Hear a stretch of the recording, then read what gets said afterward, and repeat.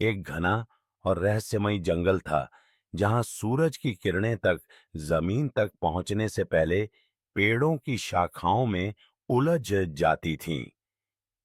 इस जंगल को लेकर गांव में कई डरावनी कहानियां सुनाई जाती थीं। लोगों का कहना था कि रात के अंधेरे में जंगल में एक आत्मा घूमती है। जिसने भी उस आत्मा को देखने की कोशिश की, वह या तो वापस नहीं लौटा या फिर लौटकर पूरी तरह बदल चुका था, पागल, बेहोश या किसी भयानक रहस्य का गवाह। गांव के ही एक युवक रोहन को इन कहानियों पर विश्वास नहीं था। वह पढ़ा लिखा था और ऐसी बातों को अंधविश्वास मानता था।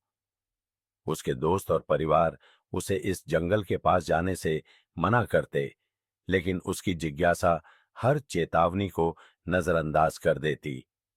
आखिरकार एक दिन उसने ठान लिया कि वह इस रहस्य से पर्दा उठाकर ही दम लेगा। उस रात चांद की रोशनी भी हल्की थी और चारों ओर घना अंधेरा पसरा हुआ था। रोहन ने अपनी टॉर्च और एक तेज चाकू लिया और अकेले ही जंगल की ओर निकल पड़ा। जैसे ही उसने जंगल में कदम रखा, उसे महसूस हुआ कि यह जगह वैसी नहीं थी जैसी दिन में दिखती थी।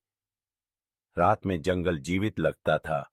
हर पेड़ और हर पत्ता किसी गुप्त जीवन का हिस्सा लगता था। झींगुरों की आवाजें और कहीं-कहीं उल्लुओं की चीखें वातावरण को और भयावह बना रही थीं। जैसे-जैसे रोहन जंगल के भीतर बढ़ता गया, उसे महसूस हुआ कि वहां की हवा असामान्य रूप से ठंडी थी। हर तरफ सन्नाटा और अजीब सी खामोशी थी, जैसे जंगल खुद उसकी हर हरकत को देख रहा हो। कुछ दूर चलने के बाद उसे लगा कि कोई उसकी ओर देख रहा है। उसने इधर-उधर देखा, लेकिन कहीं कुछ दिखाई नहीं दिया। फिर अचानक उसे महसूस हुआ कि उसकी परछाई के पीछे एक और परछाई है। वह घबरा गया, लेकिन खुद को दिलासा देते हुए आगे बढ़ता रहा। थोड़ी दूर पर एक विशाल और पुराना पीपल का पेड़ था। उसकी शाखाएं इस तरह फैली हुई थीं, मानो किसी बड़े राक्षस के पंजे हों। रोहन ने अपनी टॉर्च से पेड़ की ओर रोशनी डाली और उसकी सांसें थम गईं। पेड़ के नीचे सफेद धुंध में लिपटी एक आकृति खड़ी थी। वह आकृति धीरे-धीरे स्पष्ट होने लगी। यह एक लंबी और दुबली स्त्री थी, जिसने सफेद साड़ी पहन रखी थी। उसके बाल बिखरे हुए थे और उसकी आंखें जलती हुई लाल दिख रही थीं। वह पेड़ के पास चुपचाप खड़ी थी, लेकिन उसकी मौजूदगी से माहौल भारी हो गया। तुम कौन हो?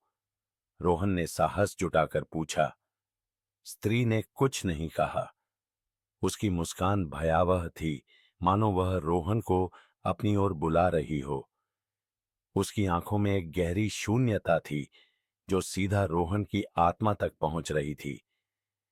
तभी स्त्री ने धीरे-धीरे हवा में तैरते हुए रोहन के करीब आना शुरू किया। उसकी आवाज गूंजी, भारी, गूंजती हुई और इतनी भयानक कि रोहन का दिल धड़कना भूल गया। यह जंगल मेरा है। जो यहां आता है, वह लौट कर नहीं जाता। रोहन ने भागने की कोशिश की, लेकिन उसके पैर जमीन में जमे हुए थे। वह चिल्लाना चाहता था, लेकिन उसकी आवाज उसके गले में ही अटक गई। स्त्री ने अपने हाथ ऊपर उठाए और अचानक चारों ओर तूफान सा चलने लगा।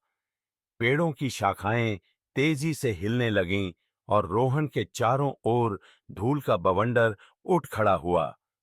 अचानक स्त्री ने